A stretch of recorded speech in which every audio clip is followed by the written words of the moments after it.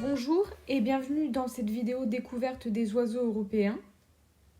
Le but c'est de vous partager les connaissances dont j'ai fait l'acquisition ces 2 derniers mois, puisqu'en effet, quand j'ai commencé à m'intéresser à cette thématique, j'ai recherché une vidéo sur le sujet, vidéo que je n'ai pas trouvée et que j'ai donc décidé de réaliser moi-même. Alors l'idée, donc déjà je ne suis pas ornithologue, et l'idée ce n'est pas d'aborder avec précision tous les oiseaux européens, parce qu'ils sont quand même plus de 800, donc ce serait assez pénible de vous faire un listing. Le but c'est pas de saouler tout le monde, mais l'idée c'est plutôt de s'intéresser aux oiseaux, de comprendre quelles sont leurs caractéristiques pour ensuite les étudier, les observer, les reconnaître. Donc cette vidéo va être suivie de plusieurs autres vidéos. En fait, ça va être toute une série de vidéos. Et on va commencer tout de suite avec l'anatomie des oiseaux.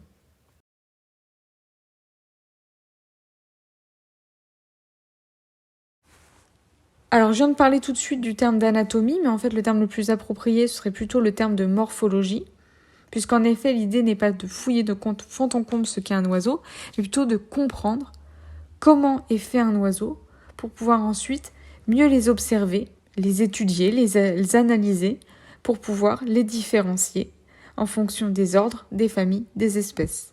Une des premières choses à savoir, c'est que les caractéristiques physiques vont pouvoir évoluer en fonction déjà de l'âge. En effet, chez pas mal d'espèces, les juvéniles ont un plumage plus terne que les adultes. Alors, je ne vais pas forcément m'étendre sur les juvéniles, parce qu'il y a tellement de choses à dire qu'il a fallu faire des choix et que voilà, les juvéniles, en général, je les passe à la trappe.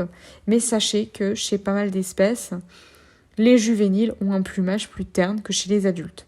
De la même manière, en fonction du sexe, alors chez certaines espèces, il n'y a pas du tout de différence en fonction entre le mâle et la femelle. Mais chez d'autres, il va y avoir une différence de taille. Souvent, les femelles vont être plus grandes que les mâles. Et puis chez d'autres encore, il va y avoir une différence très, très nette de plumage, avec un mâle beaucoup plus coloré, beaucoup plus beau que la femelle. Et d'ailleurs, chez certaines espèces, et vous le verrez notamment chez les ancériformes, et en gros tout ce qui est canard, on verra que c'est pas si simple, mais bon bref. Chez les canards, les ancériformes, le mâle va en général être beaucoup plus coloré que la femelle. Enfin, on peut difficilement distinguer les femelles entre elles, parce qu'elles vont avoir un plumage assez terne, assez brun. Donc ça va pas forcément être simple. Après, il va y avoir quelques détails, mais c'est une observation beaucoup plus complexe, alors que les mâles, eux, vont très facilement se distinguer, notamment avec leur plumage nuptial, c'est-à-dire leur plumage lié à la période de reproduction. D'autres caractéristiques sont essentielles. Voilà, si vous observez un oiseau et que vous vous demandez, bon, comment je vais pouvoir savoir quel est cet oiseau, à quelle espèce il appartient, il y a des choses essentielles à savoir. Tout d'abord, quel est le milieu de vie dans lequel j'observe cet oiseau ? Est-ce que je suis ? Est-ce que déjà on est le jour ? Est-ce que c'est la nuit ? Est-ce qu'on est proche d'une côte, de la mer ? Ou est-ce qu'au contraire on est dans une forêt ? Est-ce qu'on est proche d'une falaise ? Le milieu de vie va être essentiel. De la même manière, la période de l'année va être essentielle, puisque le plumage va pouvoir varier en fonction donc de la période de reproduction, mais aussi certains oiseaux vont avoir un plumage qui varie en fonction de l'été ou de l'hiver. De la même manière, les oiseaux vont pouvoir muets à une certaine période de l'année, ils vont renouveler leurs plumes, et du coup c'est assez intéressant de savoir quand est-ce qu'est la période de reproduction par rapport à ça. D'autres caractéristiques vont varier. La taille, la silhouette, est-ce que l'oiseau est élancé ? Est-ce qu'il est grand ? Est-ce que c'est un oiseau qui a des plumes très colorées ou au contraire des plumes plus ternes ? Est-ce que c'est un oiseau qui présente des traits sur son plumage ? Des taches ? Est-ce que cet oiseau a un motif particulier ? Est-ce que cet oiseau a une iris d'une certaine couleur ? Est-ce que les ailes de cet oiseau ont une forme particulière ? Souvent, les migrateurs vont avoir des ailes pointues pour leur permettre de voler plus vite, plus longtemps. Ceux qui ont besoin de manœuvrer précisément dans les feuillages vont avoir des ailes à bout plus arrondis. Et puis ceux qui peuvent voler vont avoir des ailes plutôt courtes. La queue. Est-ce qu'elle est droite ? Est-ce qu'elle est fourchue ? Est-ce qu'elle est à bout carré ?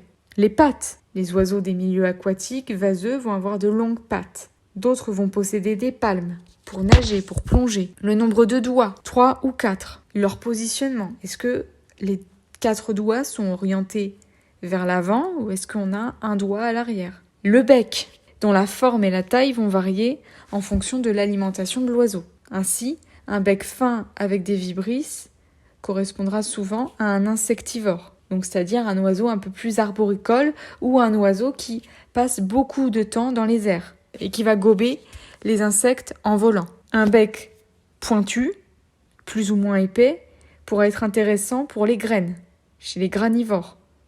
Un bec crochu pourra permettre de déchiqueter des graines, des pommes de pin. Un bec en poignard pourra permettre à l'oiseau de pêcher. De la même manière, un bec avec des tubes pourra être adapté à l'eau salée. Bref, l'oiseau possède des caractéristiques physiques, morphologiques, qui vont lui permettre de s'adapter à son milieu. Et qu'il est important, essentiel en fait, de pouvoir reconnaître pour différencier les oiseaux les uns des autres. De la même manière, si vous entendez un oiseau, essayez de repérer son chant, son cri. Voilà. Est-ce que l'oiseau possède un motif répété dans son chant ? Combien y a-t-il de notes ?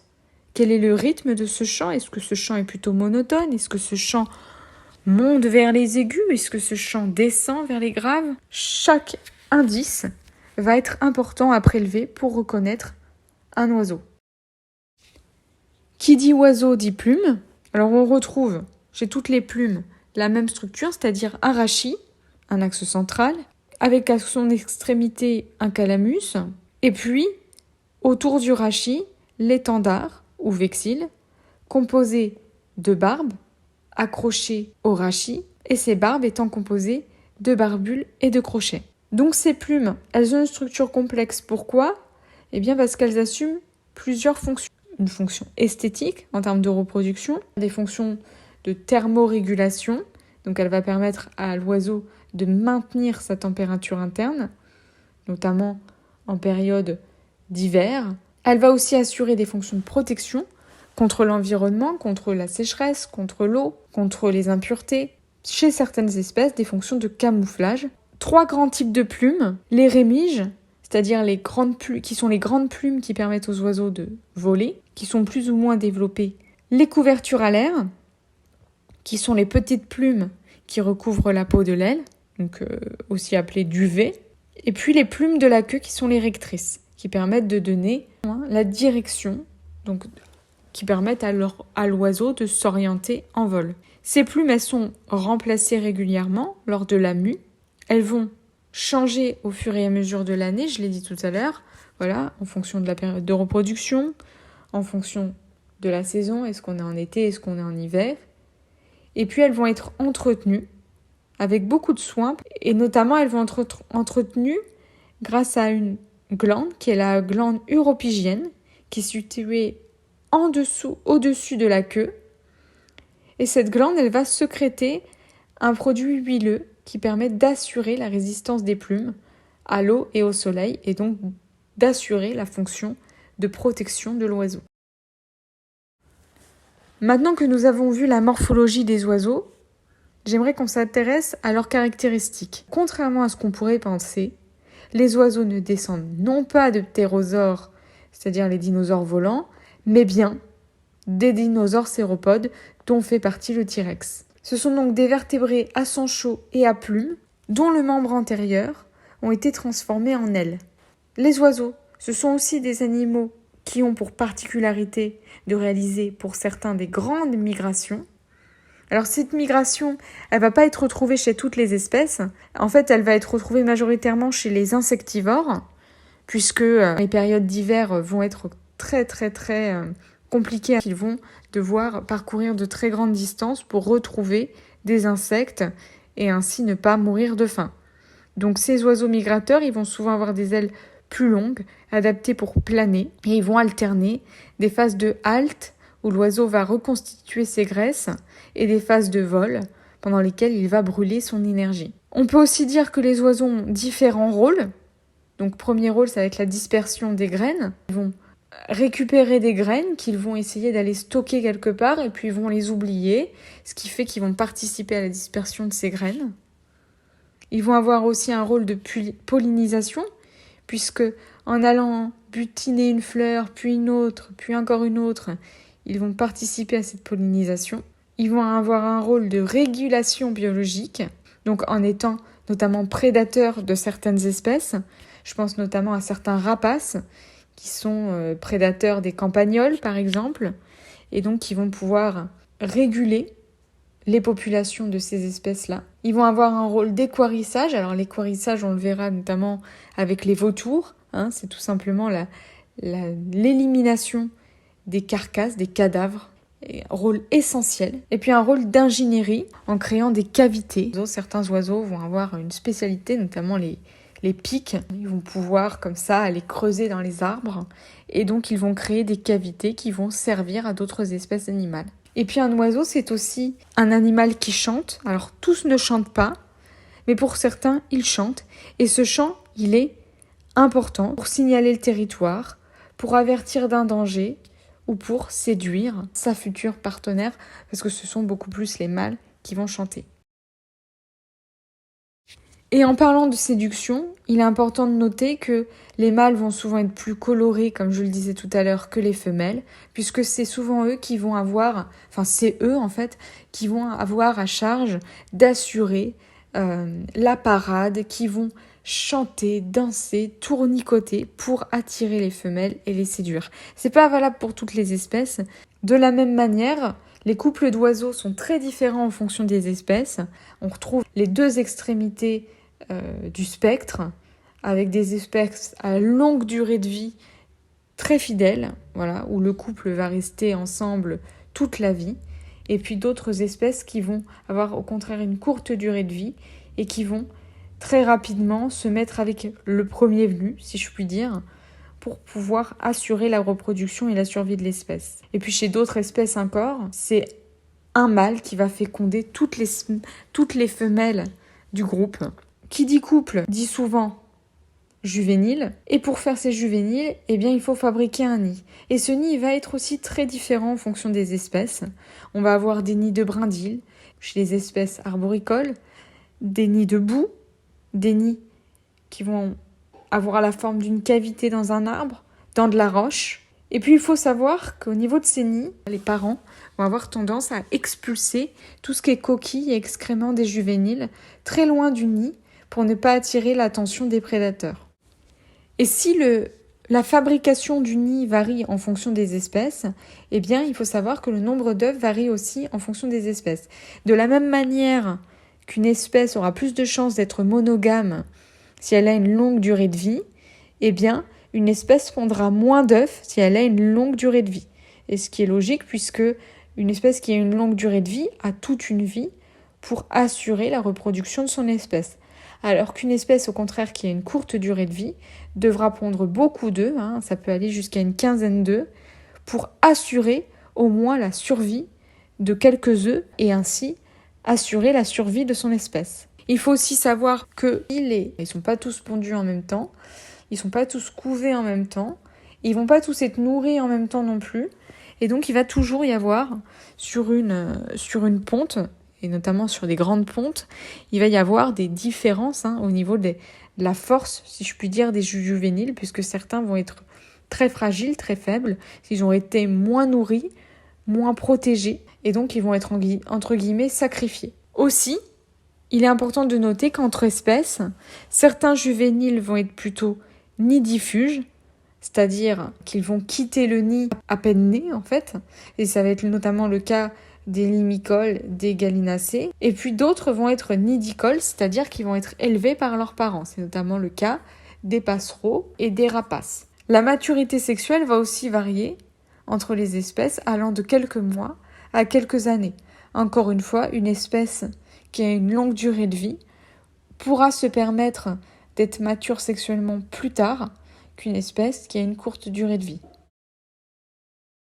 Alors vous avez dû le remarquer depuis le début de cette vidéo, j'utilise beaucoup les termes d'ordre, famille, espèce. C'est tout simplement pour respecter la manière dont est réalisée la classification d'un point de vue ornithologique. Donc en fait on parle d'ordre quand il s'agit d'un grand groupe d'oiseaux. Cet ordre, on le reconnaît parce qu'il se termine par le suffixe forme, voilà. Donc les passeriformes, les gruiformes, les otidiformes, les ansériformes. Cet ordre, il va être décomposé en familles. Ça peut aller d'une famille à 6, 8 familles, ça dépend des ordres. Et souvent, ces familles, elles vont porter le suffixe id. Familles qui vont être décomposées en espèces et puis en sous-espèces. Vous le verrez si vous vous intéressez à cet apprentissage. C'est beaucoup plus simple quand on comprend comment sont organisés les oiseaux de les apprendre. Donc je vais vous présenter maintenant brièvement les prochaines vidéos à venir pour que vous ayez déjà une idée de la manière dont j'ai envisagé cette série de vidéos. Donc première vidéo qui va suivre, ce sera la vidéo sur les passeriformes, donc c'est-à-dire les oiseaux chanteurs, qui composent 2/3 des espèces. C'est les oiseaux communs, dont fait partie notamment le rouge-gorge présent en photo ici. Puis viendra la vidéo sur les oiseaux des plans d'eau, dont font partie les ancériformes, gaviformes et podicibelliformes, autrement dit les canards, même si vous allez le voir, ça ne se résume pas aux canards, parce que le terme de canard est un terme assez ambigu. Puis viendra la vidéo sur les poulets, mais c'est un peu plus complexe que ça.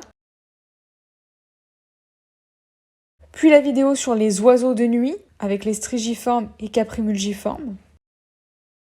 Puis une vidéo sur les rapaces, avec les accipitriformes et les falconiformes.